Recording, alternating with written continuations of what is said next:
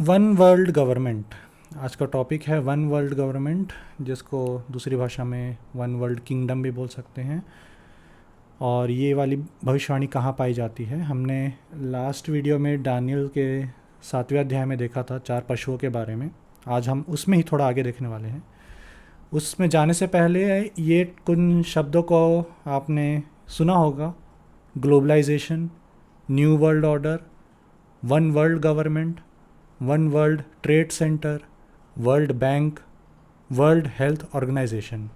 मतलब नॉर्मली क्या होता है कि एक नेशन इंडियन गवर्नमेंट होता है, इंडिया का ट्रेड होता है, इंडिया का बैंक होता है, इंडिया का हेल्थ सर्विस होता है।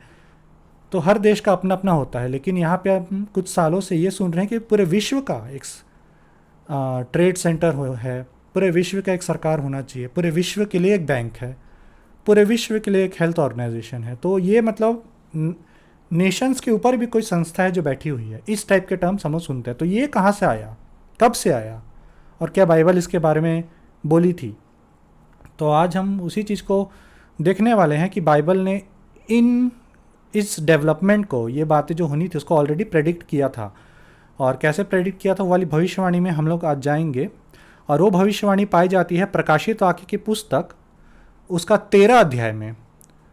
और 13 अध्याय एक्चुअल में एंटी क्राइस्ट और झूठा भविष्यवक्ता, फॉल्स प्रॉफिट वाला चैप्टर है। लेकिन आज अपन दानियल की पुस्तक में हमने ये जाना था कि जो एंटी क्राइस्ट है, जिसको इस चैप्टर में एक बीस्ट, एक जानवर से संबोधित किया है। दानियल की 7वें अध्याय में हमने ये जाना था कि जो जानवर है न सिर्फ उसके राजा को बताता है, बल्कि उसके राज्य को भी बताता है। मतलब एक जानवर का मतलब होता है राजा और उसका राज्य। तो आज हम लोग उस राज्य वाले पोर्शन को देखेंगे, और फिर इसका जो नेक्स्ट पार्ट बनेगा उसमें हम इसका जो राजा है एंटी क्राइस्ट है उसके बारे में हम लोग स्टडी करेंगे। तो जो इमेज है उसको इग्नोर मारना। मुझे एक इमेज चाहिए था जो कि दानियल की प्रकाशित वाक्य की 13वें अध्याय की इमेज मेरे को चाहिए थी, जो कहीं कॉपीराइट में ना फंसे। तो मैं चैट जीपीटी एआई को बोला था कि इमेज बना के दे। उसको मैं बार बार बोला, वो ढंग से बना ही नहीं पाया इमेज। इसमें एक सिर कम है ना, 3 ठो लेपर्ड का सिर है, एक भालू का सिर है। लेपर्ड के 4 सिर थे, 7 सिर थे उस जानवर के, और 10 सींग थे। तो ये ठीक से नहीं बनाया है, तो उसको इग्नोर मारते हैं। बस एक दिखाने के लिए मैंने यहाँ पर लगाया है। इस भविष्यवाणी में क्या बोलता है वो हम लोग देखते हैं। तो वचन आपके सामने है। मैं इस भविष्यवाणी में बोला क्या गया है वो बताता हूँ कि जो यूहन्ना था, जो कि दानियल से लगभग 500 से 600 साल बाद लगभग, अगर मैं गलत अंदाज़ा नहीं लगा रहा हूँ, उसने प्रकाशित वाक्य की पुस्तक लिखी थी, है ना। दानियल लगभग 600 बीसी में गया था बंधुआई में, और जो यूहन्ना है वो 90 एडी आसपास लिखा है। मतलब 600 से 700 साल के बीच का गैप मेरे को समझ में आ रहा है। तो ये बात उसने लिखी थी। और यूहन्ना यहाँ पे क्या बोलता है कि वो बोलता है कि समुद्र में से एक जानवर निकल रहा है, लेकिन यह जानवर का मुंह शेर का है, इसके पैर भालू के हैं, इसके 4 सिर हैं, और इसका जो शरीर है, सॉरी, इसके 4 सिर नहीं है, इसका जो शरीर है वो लेपर्ड का है, चीते का है, और इसके 10 सींग हैं और इसके 7 सिर हैं, 10 सींग हैं। मैं फिर से रिकैप करता हूँ।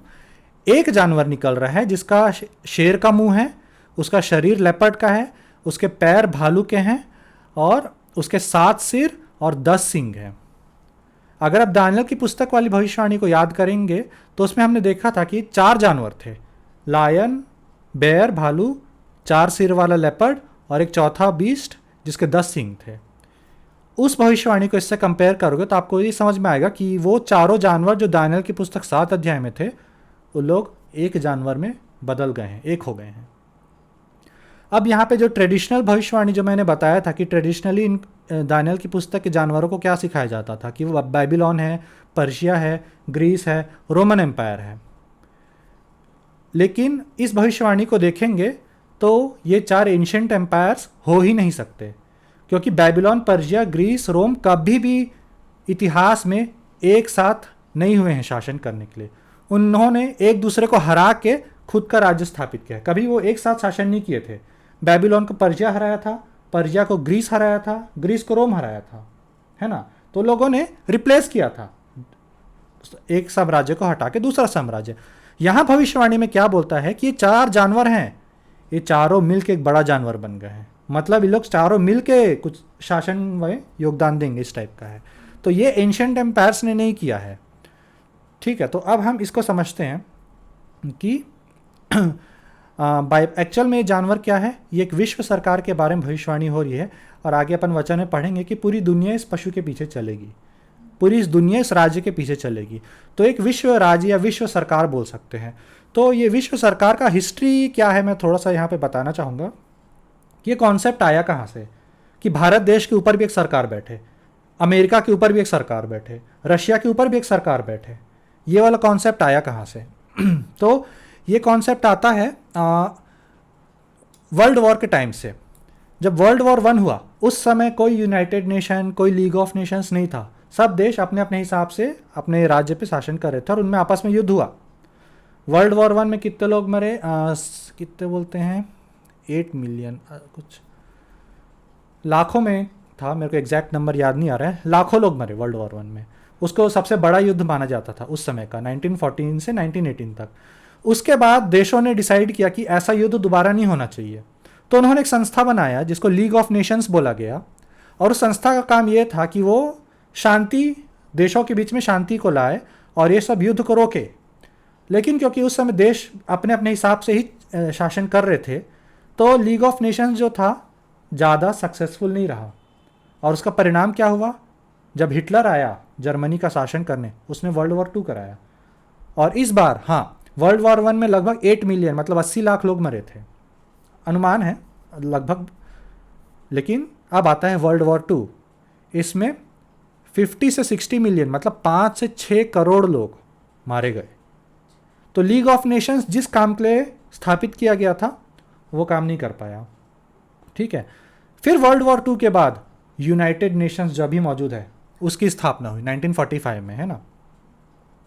तो यूनाइटेड नेशंस पहला चीज स्थापित हुआ, जो कि ऐसा स्थापित हुआ कि वो देशों के ऊपर मतलब एक बॉडी रहेगी जो कि देशों को के बीच में वो झगड़े को रुकवाएगी कि ये वर्ल्ड वॉर 2 जैसा बड़ा युद्ध और ना हो, ऐसे झगड़े ना हो करके। तो ये उद्देश्य था, देशों के बीच में वो शांति समझौता कराए। ठीक है, बोलने का मतलब इंडिया और पाकिस्तान के बीच में झगड़ा है तो कोई ऊपर से ऑर्डर आ रहा है तुम लोग झगड़ नहीं सकते, मतलब हमारी भारत सरकार के ऊपर भी एक सरकार बैठी है जो आदेश दे रही, इस टाइप का कॉन्सेप्ट था। लेकिन कॉन्सेप्ट फ्रूटफुल उतना लाभदायक अभी नहीं हुआ था, नया नया ही था, और सारे देश जरूरी नहीं है कि वैसे ही वो लोग उस चीज़ में राज़ी होंगे। अब वर्ल्ड वॉर 2 के बाद एक और चीज़ हुआ था जो क्वेश्चन मैंने पिछली बार बताया था कि लोगों ने यही क्वेश्चन उठाया था कि जर्मनी में ऐसी क्या खास बात है कि वो दो विश्व युद्ध कराया है, वर्ल्ड वॉर 1, वर्ल्ड वॉर 2। तो इन्होंने क्या सोचा कि जर्मनी को हम वापिस संगठित नहीं रहने दे सकते, जर्मनी को पूरा हम रहने नहीं दे सकते। तो उन्होंने क्या किया, वर्ल्ड वॉर 2 के बाद जर्मनी देश को 2 भाग में बांट दिया, ईस्ट और वेस्ट जर्मनी। ईस्ट जर्मनी जो था, जैसे देख सकते हो आप, वो सोवियत यूनियन यूएसएसआर जो कि रशिया के द्वारा लीड किया जा रहा था, वो सोवियत यूनियन के अंडर में था, कंट्रोल में था। और जो वेस्ट जर्मनी था वो यूनाइटेड स्टेट्स ऑफ अमेरिका और अमेरिका से जो देश जुड़े हुए थे उनके कंट्रोल में था वेस्ट जर्मनी। तो उन्होंने जर्मनी को 2 भाग में बांट दिया कि जर्मनी को कंट्रोल में रखा जा सके कि वो दोबारा युद्ध ना कराए, पहला चीज़। दूसरा चीज़, जो जर्मनी का जो कैपिटल है बर्लिन, उन्होंने उस शहर को भी 2 भाग में बांट दिया, जो कि जैसा कि आप देख सकते हो ना सिर्फ जर्मनी 2 भाग में बटा था बल्कि बर्लिन भी 2 भाग में बटा था, ईस्ट और वेस्ट, जिसमें वेस्ट बर्लिन जो था वो एलाइड पावर्स के हाथ में था और जो ईस्ट जर्मनी था वो सोवियत कंट्रोल में था। सोवियत मतलब कम्युनिस्ट, मतलब आपके पास आज़ादी नहीं है, और एलाइड नेशंस के अंडर में जो था वहाँ पे फ्रीडम था।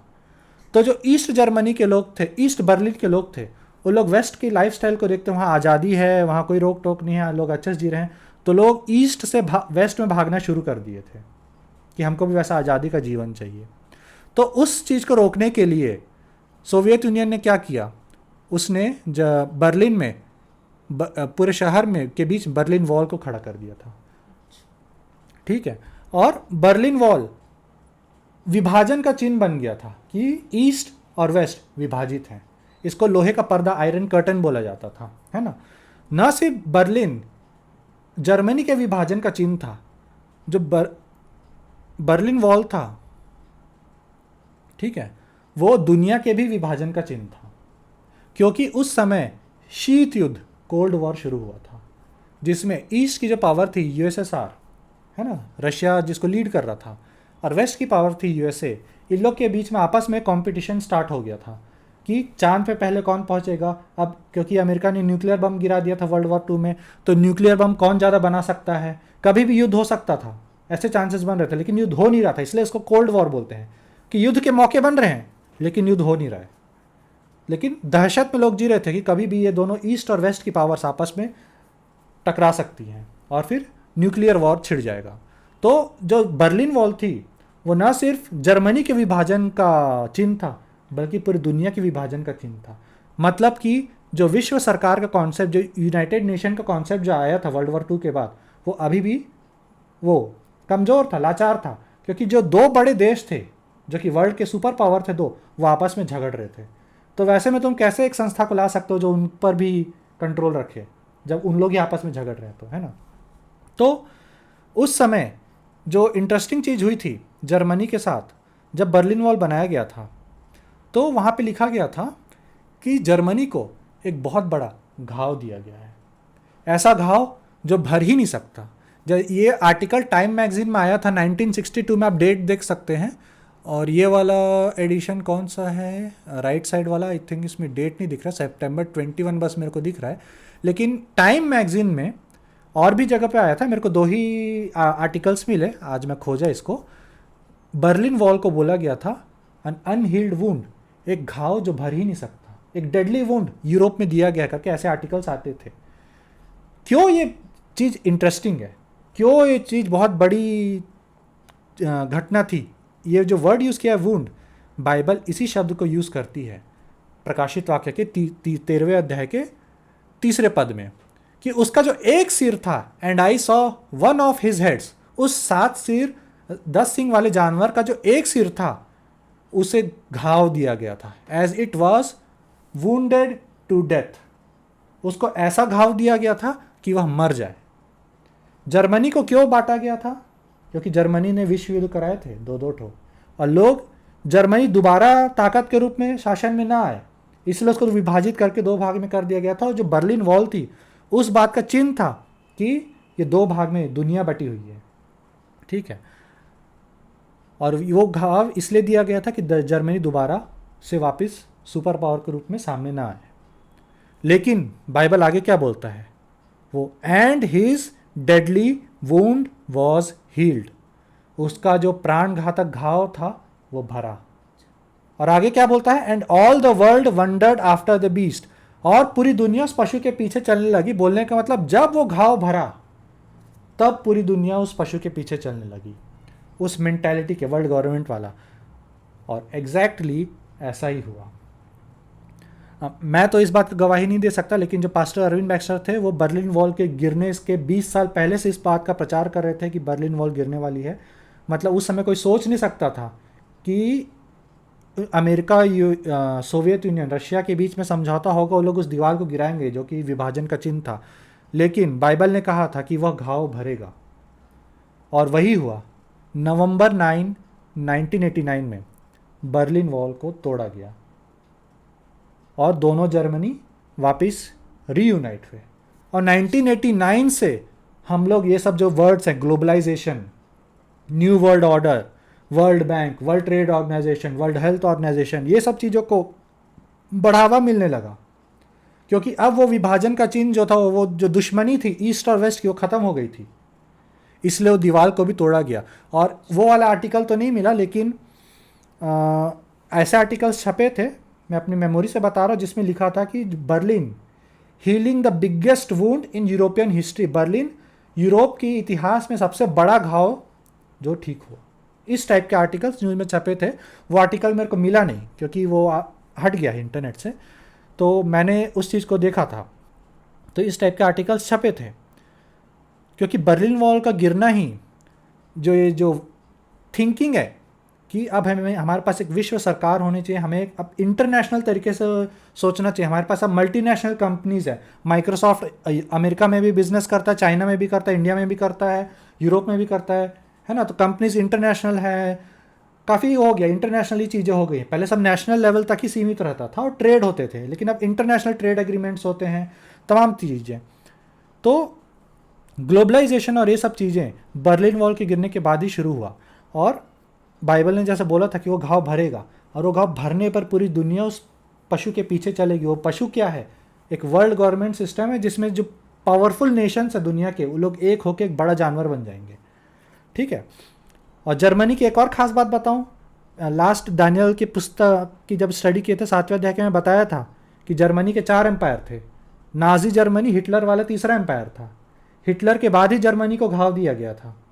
और जर्मनी 1989 में जब वो बर्लिन के वॉल के गिरने के बाद जर्मनी जब वापस ठीक हुआ, लास्ट लेसन में बताया था, एक न्यूज़ आर्टिकल छपा था कि जर्मनी अब तक का सबसे अमीर राज्य, उसका अभी का जो राज्य है वो सबसे अमीर राज्य है जर्मनी का। The richest strike, Germany's 4th is the richest strike. Reich मतलब जर्मन एम्पायर। जर्मनी का जो 4th एम्पायर है वो सबसे रिचेस्ट, सबसे धनी एम्पायर है।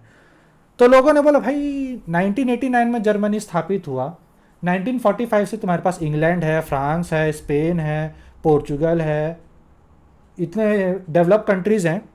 जर्मनी 45, 55, 65, 75, 85, 40 से 45 साल तक ध्वस्त पड़ा है। अब वो 89, 99, 2009, 2019, 20 से 30 साल में वापस यूरोप का सबसे पावरफुल कंट्री बन गया, जो कि 40-45 साल तक ध्वस्त पड़ा था। अब बाकी Europe, England, Britain, France, Spain, ये लोग सब पहले से मौजूद हैं, इनको कुछ ज़्यादा नुकसान नहीं हुआ था, लेकिन जर्मनी वापस उनसे ज़्यादा ताकतवर बन गया है अभी। तो जर्मनी में कुछ तो है, क्योंकि दानियल की पुस्तक में बोला गया था कि उस लेपर्ड के पास अधिकार होगा, उसके 4 सिर होंगे। इसलिए मैं बोला था कि जर्मनी ही वो लेपर्ड क्यों है, क्योंकि घाव जर्मनी को दिया गया था और उसके एक सिर पर घाव था। जर्मनी को घाव दिया गया था कि वो दोबारा जिंदा ना हो, लेकिन वो घाव भरा, और जब वो घाव भरा पूरी दुनिया उस पशु के पीछे चली। और इस वर्ल्ड गवर्नमेंट बीस्ट जो प्रकाशित वाक्य में डिस्क्राइब ना, इसके कुछ क्वालिटीज़ को अपन देखते हैं और मैं बताता हूँ कैसे फिट बैठता है। उसके 7 सिर थे, लेकिन भविष्यवाणी बोलता है कि उसका जो मुंह है वो शेर का है। मतलब मुंह शेर का क्यों है? क्योंकि लायन अगर ब्रिटेन है, तो हम लोग जानते हैं कि जब पहली बार मानव जाति वर्ल्ड गवर्नमेंट बनाना चाह रही थी, वो बाबुल के मीनार के टाइम में था। उत्पत्ति की पुस्तक में अपन पढ़ते हैं। तो वहाँ पे परमेश्वर जब नीचे आया और देखा कि लोग एक मीनार बना रहे हैं और एक होना चाह रहे हैं, तो परमेश्वर ने वहाँ पर क्या किया था? लोगों को बांटने के लिए उनके लैंग्वेज को कन्फ्यूज़ किया था। और तब से वर्ल्ड गवर्नमेंट और इस सब चीज़ में एक बैरियर हमेशा आया है इंसान को एक होने के लिए, लैंग्वेज। लेकिन अब वो बैरियर हट चुका है, क्योंकि वर्ल्ड का जो एक सिंगल लैंग्वेज आपको जानना है, आप किसी भी देश में जाके बिजनेस रह सकते हो, वो है इंग्लिश। इंग्लिश कहाँ का नेशनल लैंग्वेज है? Britain, mouth of the lion. तो क्या बाइबल ये बोलना चाह रहे हैं कि जो वर्ल्ड गवर्नमेंट रहेगी उसका ऑफिशियल लैंग्वेज जो रहेगा वो इंग्लिश रहेगा? फीट ऑफ बेयर, भालू के पैर थे। हम लोग इज़ीकियल की पुस्तक में जब पढ़ाई करेंगे तो वहाँ पर अपन एक जगह देखते हैं कि रशिया आर्मेगेडन के युद्ध में सारे देशों की अगुवाई करेगा इजराइल पर। तो क्या रशिया होगा वो ड्राइविंग फोर्स इस वर्ल्ड गवर्नमेंट का, फीट ऑफ द बेयर उसको चलाने का?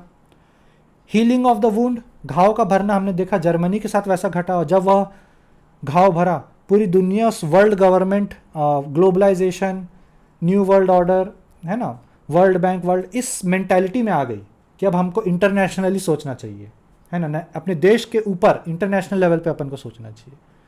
तो ये सब चीज़ें अपन देखते हैं।